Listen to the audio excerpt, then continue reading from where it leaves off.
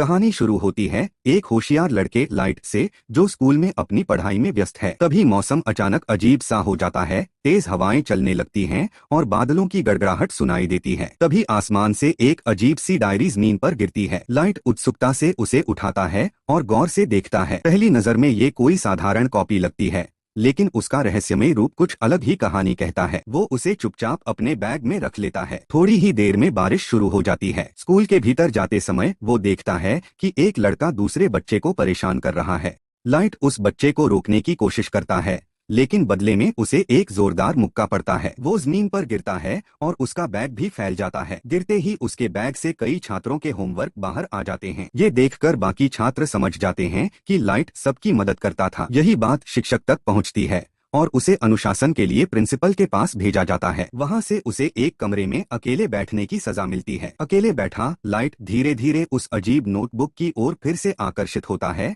और सोचने लगता है कि इसमें आखिर क्या राज छिपा है। अकेले बैठा लाइट उस रहस्यमय किताब को खोलता है। पहली नजर में यह कोई आम डायरी नहीं लगती। अंदर लिखे थे कई कठोर नियम जिनका पालन करना जरूरी था। इस किताब को इस्तेमाल करने के भी अपने कायदे थे। उसके पन्ने पुराने और रहस्य से भरे हुए लगते थे। लाइट धीरे धीरे पढ़ता है, लेकिन उसके साथ अजीब घटनाएं घटने लगती हैं। माहौल बदलने लगता है। तभी उसे एक अजीब सी आकृति दिखाई देती है। वो इंसानी नहीं थी, कुछ अलग ही था। उसकी आंखें चमक रही थीं और शरीर भयानक दिख रहा था, मानो किसी और दुनिया से आया है। वो अजीब प्राणी डर और सन्नाटे के साथ प्रकट हुआ। उसका शरीर कांटेदार था और आंखों में अजीब चमक थी। लाइट उसे देखकर घबरा गया, लेकिन कुछ पल बाद उसे समझ आया कि यह कोई साधारण प्राणी नहीं, बल्कि मौत से जुड़ी आत्मा है। वही आत्मा इस रहस्यमय किताब की असली मालिक थी। उसने लाइट को बताया कि ये किताब किसी खेल की तरह नहीं है। इसमें जो नाम लिखा जाता है उसकी मौत तय मानी जाती है। इन खास पन्नों को डेथ नोट्स कहा जाता है और इनका इस्तेमाल सोच समझकर करना होता है। इस रहस्यमय किताब की देखरेख वही आत्मा करती है जो इसका असली स्वामी होता है। अब जबकि किताब लाइट के पास है तो उसका मालिक वही बन चुका है। इस नोटबुक की सबसे खतरनाक बात यह है कि इसमें जिसका नाम लिखा जाए उसकी मौत निश्चित हो जाती है। लाइट इसमें किसी का भी नाम लिखकर उसकी मौत का तरीका तय कर सकता है। जैसे जैसे वो लिखेगा वैसे वैसे सब कुछ वैसा ही घटेगा। मगर ये सब करने के लिए उसे कुछ सख्त नियमों का पालन करना होगा, वरना इसके अंजाम भी भयानक हो सकते हैं। लाइट अभी भी पूरी तरह भरोसा नहीं करता। तभी वो डरावनी आत्मा फिर दिखाई देती है। वो हर उस इंसान के सामने आती है जिसके पास ये रहस्यमय किताब होती है। वो आत्मा लाइट से साफ कहती है कि उसे 7 दिनों के अंदर कम से कम एक नाम इस किताब में लिखना होगा। अगर वो ऐसा नहीं करता तो ये नोटबुक उससे छिनकर किसी और को दे दी जाएगी। लेकिन शर्तें आसान नहीं हैं। जिसका नाम लिखना है उसका चेहरा और असली नाम दोनों जानना जरूरी है, और मौत का तरीका असल दुनिया में मुमकिन होना चाहिए। मौत की आत्मा गहरी आवाज में कहती है, अब तुझे इस नोटबुक का इस्तेमाल करना ही होगा। खिड़की से झांकते हुए लाइट उस लड़के को देखता है जिसने उसे मारा था और जो अब भी किसी को चिढ़ा रहा है। आत्मा की बात दिमाग में गूंज रही थी। थोड़ी हिचकिचाहट के बाद लाइट उसका नाम नोटबुक में लिख देता है और मौत का तरीका भी जोड़ता है, सिर कुचल जाना। पन्ना बंद होते ही बाहर का दृश्य अचानक बदलता है। सड़क पर 2 गाड़ियां तेजी से आती हैं और जोरदार टक्कर होती है। अगले ही पल वो शरारती लड़का हादसे में मारा जाता है। 2 कारों की टक्कर के बाद एक गाड़ी में रखी लोहे की भारी सीढ़ियां सीधी उस लड़के पर गिरती हैं और उसका सिर कुचल जाता है, ठीक वैसे ही जैसे लाइट ने लिखा था। ये सब देखकर लाइट को गहरा झटका लगता है। उसे यकीन होने लगता है कि वो डरावनी आत्मा जो कह रही थी वो सब सच है। अब उसके मन में डर और उलझन दोनों हैं। तभी डेथ स्पिरिट फिर कहता है, इस किताब से तुम बहुत कुछ कर सकते हो, लेकिन अगर तुम इसे नहीं अपनाना चाहते तो मैं इसे किसी और को दे सकता हूँ। लाइट सोच में पड़ जाता है। इसके बाद लाइट घर लौटता है। वहाँ उसके पिता दिखते हैं जो एक अनुभवी जासूस हैं। फ्लैशबैक में सामने आता है कि कुछ साल पहले एक अपराधी ने लाइट की मां की जान ले ली थी, लेकिन सबूतों की कमी के कारण वो आजाद घूम रहा है। यही वजह थी कि लाइट और उसके पिता के बीच तनाव बना रहता है। गुस्से में लाइट कहता है, तुम माँ का बदला क्यों नहीं लेते? यह बात उसे भीतर तक तोड़ देती है। उसी दर्द में डूबा हुआ लाइट अचानक सोचता है, अगर कानून कुछ नहीं कर पा रहा तो क्या मैं उसका नाम डेथ नोट में लिख सकता हूँ? लाइट बिना देर किए उस अपराधी का नाम डेथ नोट में लिख देता है। अगला दृश्य उस अपराधी का है जो अपने साथियों के साथ जश्न मना रहा होता है। तभी अचानक उसकी सांसें रुकती हैं और वो सबके सामने गिरकर मर जाता है। जब ये खबर लाइट और उसके पिता तक पहुंचती है तो दोनों भीतर ही भीतर संतोष महसूस करते हैं। माँ का बदला पूरा हो चुका था, पिता पुत्र के बीच की दूरियां भी कम होने लगती हैं। अब लाइट के मन में एक नया सवाल उठता है, क्या इस नोटबुक का इस्तेमाल दुनिया में कुछ अच्छा करने के लिए किया जा सकता है? स्कूल में बैठा वो यही सोच रहा था। थोड़ी देर बाद मिया नाम की लड़की लाइट के पास आती है। वह उसकी सबसे करीबी दोस्त होती है। लाइट अब उससे अपना बड़ा राज साझा करता है। वो बताता है कि उसे एक ऐसी किताब मिली है जिसमें जिसका नाम लिखा जाए उसकी मौत हो जाती है। मिया पहले तो इसे मजाक समझती है और यकीन नहीं करती। तब लाइट उसे सच दिखाने का फैसला करता है। तभी पास ही एक जाना पहचाना कातिल नजर आता है। लाइट उस व्यक्ति का नाम और मौत का तरीका नोटबुक में लिखता है, कार से टकराकर मरना। कुछ ही पल में वही होता है और मिया हैरान रह जाती है। मिया ये सब देखकर चौंक जाती है, लेकिन जल्द ही समझ जाती है कि उनके पास एक असाधारण ताकत है। दोनों मिलकर फैसला करते हैं, इस ताकत का इस्तेमाल दुनिया से अपराधियों और खतरनाक लोगों को मिटाने के लिए करेंगे। ऐसे लोगों के चेहरे और असली नाम इंटरनेट से आसानी से मिल सकते हैं। उन्होंने एक लिस्ट बनानी शुरू की और एक एक कर नाम नोटबुक में लिखने लगे। धीरे धीरे अपराधी रहस्यमयी मौतों का शिकार होने लगे। इसी दौरान लाइट को यह भी पता चलता है कि नोटबुक का मालिक मरने वाले इंसान की आत्मा पर नियंत्रण रख सकता है। लाइट ने खुद के लिए एक गुप्त नाम चुना, किरा। अब हर बार जब वो किसी अपराधी का नाम डेथ नोट में लिखता तो दुनिया को यही लगता कि ये काम किरा नाम के किसी रहस्यमयी इंसान ने किया है। उसका इरादा था कि अपराधी इस नाम से डरें और गलत रास्ता छोड़ दें। देखते ही देखते किरा का नाम दुनिया भर में फैल गया। लोग सोचने लगे कि कोई अनजान सीरियल किलर लगातार अपराधियों को मार रहा है। कुछ लोग किरा के खिलाफ थे, लेकिन बहुत से लोग उसे एक न्यायदाता की तरह देखने लगे और उसका समर्थन करने लगे। इस तरह लाइट और मिया को लगने लगा कि वो दुनिया से बुराई मिटा रहे हैं, लेकिन असल में वो खुद एक सीरियल किलर बन चुके थे। पुलिस उन्हें रोकना चाहती थी, मगर लाइट के खिलाफ कोई ठोस सबूत नहीं था। तभी इस रहस्यमयी केस को सुलझाने के लिए एक गुप्त जासूस लाया गया। नाम था एल। वह बहुत बुद्धिमान था, लेकिन कभी अपना चेहरा नहीं दिखाता और उसका असली नाम भी कोई नहीं जानता था। इधर लाइट और मिया को लग रहा था कि वे सफल हो चुके हैं, 400 से ज्यादा अपराधियों की जान ले चुके थे। तभी एल एक मीटिंग में कहता है। एल सबके सामने एक सख्त संदेश देता है, किरा अगर हिम्मत है तो सामने आओ। अब वो इस रहस्यमयी केस की गहराई में जाने लगा। जांच को तेज करने के लिए उसने लाइट के पिता की मदद ली, जो खुद भी एक अनुभवी जासूस थे। दोनों का मकसद था किरा को जल्द से जल्द पकड़ना। उधर लाइट और मिया घबरा गए थे। उन्हें उम्मीद नहीं थी कि कोई इतना चालाक उनका पीछा करेगा। अब तक वो खुद को सुरक्षित मान रहे थे, लेकिन एल के आने से सब बदल गया। लाइट चिंतित होकर अपने पिता से पूछता है, अगर किरा पकड़ा गया तो उसे क्या सजा मिलेगी?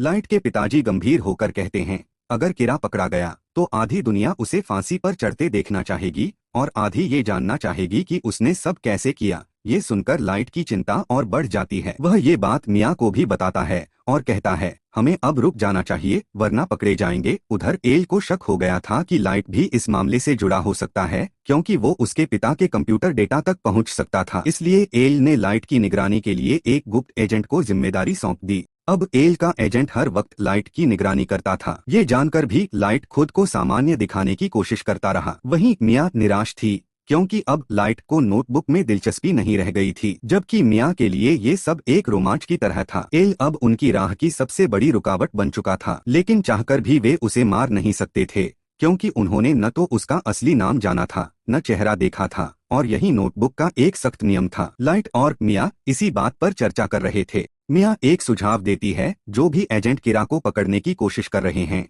उनके नाम नोटबुक में लिख दो, इससे बाकी डर जाएंगे और केस बंद हो जाएगा। लेकिन लाइट इससे सहमत नहीं होता। वह निर्दोष लोगों की जान नहीं लेना चाहता था। काफी बहस के बाद मिया को उसकी बात माननी पड़ती है। उधर एल को भी एक बड़ी बात पता चलती है। वो समझ जाता है कि अब तक सिर्फ उन्हीं लोगों को मारा गया है जिनका चेहरा और नाम टीवी या मीडिया में आया था। ये जानकारी एल की जांच को और तेज कर देती है। एल अब समझ चुका था कि किरा सिर्फ उन्हीं को मार सकता है जिनका चेहरा और असली नाम उसे पता हो। शक से बचने के लिए लाइट ने कुछ दिनों तक किसी को न मारने का फैसला किया। तभी अचानक एक चौंकाने वाली घटना होती है। किरा की तलाश में लगे कई एजेंट्स एक साथ बिल्डिंग से कूदकर आत्महत्या कर लेते हैं। ये सभी उस केस में काम कर रहे थे, लेकिन यह सब देखकर लाइट खुद हैरान था, क्योंकि इन नामों को उसने नहीं लिखा था। अब मामला और गंभीर हो गया था, क्योंकि अब सिर्फ अपराधी नहीं, मासूम लोग भी मारे जा रहे थे। अब लोग किरा को हीरो नहीं, खतरा मानने लगे थे। उसने पुलिस एजेंट्स को भी मार डाला था, जो पहले कभी नहीं हुआ था। अब कोई भी उसकी अगली लक्ष्य बन सकता था। लाइट खुद इस सब से परेशान हो गया। वो डेथ स्पिरिट से पूछता है,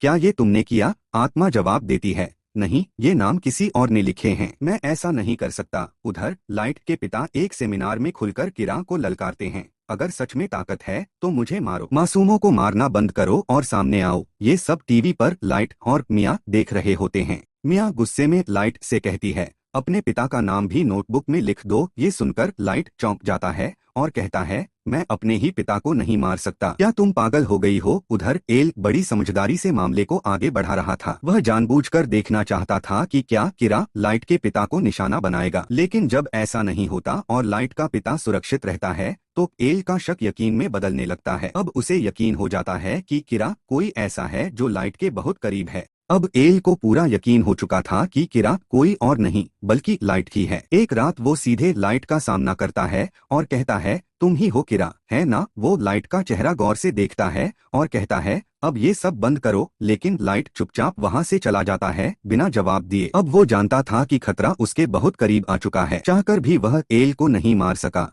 क्योंकि उसका असली नाम अब भी एक रहस्य था। इस बीच मिया भी उलझन में थी। वो एल से कहती है, मैं तुम्हें लेकर बहुत चिंतित हूँ, हमें कुछ करना होगा। लाइट अब लगातार यही सोच रहा था कि कैसे एल को रास्ते से हटाया जाए। वह कहता है, मैंने एल का चेहरा तो देख लिया है, उसका असली नाम शायद उसके किसी दोस्त को पता होगा। फिर वह उस दोस्त का नाम नोटबुक में लिख देता है और उसे अपने नियंत्रण में ले लेता है। इसी दौरान नोटबुक का एक और गुप्त नियम सामने आता है, अगर मालिक उस व्यक्ति का नाम वाला पन्ना जला दे तो उसकी जान बच सकती है। मगर डेथ स्पिरिट लाइट को चेतावनी देता है, ऐसा सिर्फ एक बार ही किया जा सकता है। अब लाइट को ये मौका बहुत सोच समझकर इस्तेमाल करना होगा। अब एल का दोस्त पूरी तरह लाइट के नियंत्रण में था, मगर उसके पास भी एल का असली नाम नहीं था। लाइट उससे सख्ती से कहता है, किसी भी कीमत पर एल का असली नाम पता लगाओ। दोस्त बताता है कि एल पहले एक खास अकादमी में पढ़ता था, शायद वहाँ के रिकॉर्ड में उसका असली नाम मिल जाए। लाइट बिना वक्त गवाए उसे वही जाने का आदेश देता है। वह दोस्त अकादमी की ओर रवाना हो जाता है। अब लाइट की योजना साफ थी, जैसे ही एल का असली नाम हाथ लगे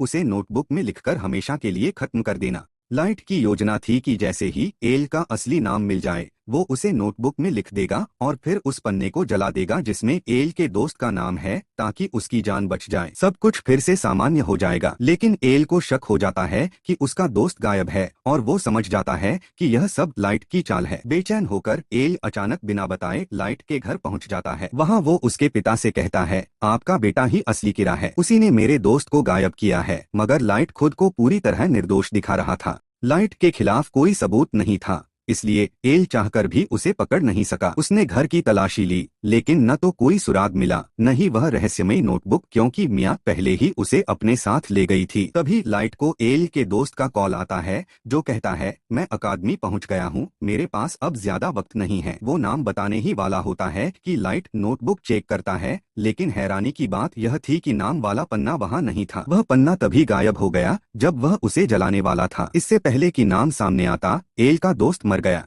लाइट बेहद दुखी होता है कि एल का असली नाम जानने से ठीक पहले सब बिगड़ गया। उसी बीच एक डांस पार्टी में मिया एक चौंकाने वाला राज खोल देती है। वो कहती है, मैंने ही उस पन्ने को फाड़ा था जिसमें एल के दोस्त का नाम था, और हाँ, एजेंट्स के नाम भी मैंने ही नोटबुक में लिखे थे। फिर वो मुस्कुराकर कहती है, अब तुम्हारा नाम भी मैंने उस नोटबुक में लिख दिया है। तुम्हारी मौत आज आधी रात को दिल की धड़कन रुकने से होगी, लेकिन फिर एक शर्त रखती है, अगर तुम ये नोटबुक मुझे दे दो तो मैं वो पन्ना जला दूंगी। यानी मिया अब किताब पाने के लिए लाइट को धोखा दे रही थी। अपने दोस्त की मौत से आहत एल पूरी ताकत से लाइट को पकड़ने में जुट जाता है। आखिरकार वह उसे पकड़ भी लेता है। वह वहीं खड़े एक रसोइये से कहता है, यही किरा है, मेरी मदद करो। लेकिन वो रसोइया असल में किरा का समर्थक था। वह अचानक एल पर हमला कर उसे बेहोश कर देता है। इस बीच एल भागने की कोशिश करता है और मिया को भी अपने साथ ले जाता है। वे दोनों एक झूले पर फंस जाते हैं और तभी पुलिस भी वहां पहुंच जाती है। लाइट झूले की ओर देखकर चिल्लाता है, अगर तुम मुझसे सच में प्यार करती हो तो उस नोटबुक को हाथ भी मत लगाना।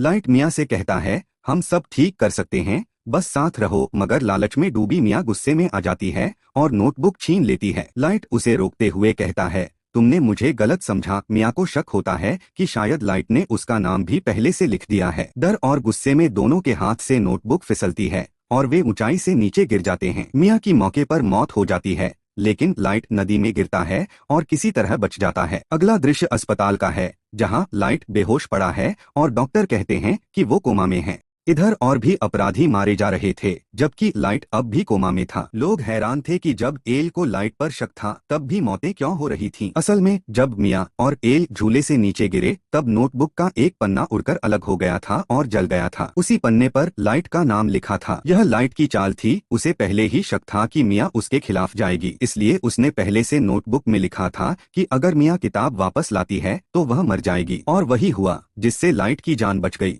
लाइट का नाम जिस पन्ने पर था वह जल गया और वह पानी में गिर गया। उसने पहले ही कई अपराधियों के नाम नोटबुक में लिख दिए थे। एक लालची डॉक्टर उसे डूबने से बचाता है, लेकिन बाद में खुद को मार लेता है। फिर एक नया व्यक्ति नोटबुक उठाता है और उसमें भी अपराधियों के नाम लिखना शुरू करता है। जब लाइट कोमा से बाहर आता है तो वही व्यक्ति नोटबुक उसे सौंप देता है। इस तरह लाइट फिर से किरा बन जाता है। एल अब इस दुनिया में नहीं होता, लेकिन जाते जाते वह मिया का घर ढूंढ लेता है। एल को मिया के घर से वो कागज मिलते हैं जिन पर मरे हुए पुलिस वालों के नाम थे। इससे सारा इल्जाम मिया पर चला जाता है। केस भी उसी पर बंद कर दिया जाता है। उधर लाइट पूरी तरह ठीक हो चुका था और उसकी नोटबुक भी वापस उसके पास थी, लेकिन अब वो बदल चुका था। उसने ठान लिया कि अब किसी पर भरोसा नहीं करेगा, चाहे वो कितना भी करीब क्यों न हो। और यहीं पर कहानी खत्म हो जाती है। एक चुपचाप खतरनाक लाइट जो फिर से दुनिया को अपने हिसाब से बदलने के लिए तैयार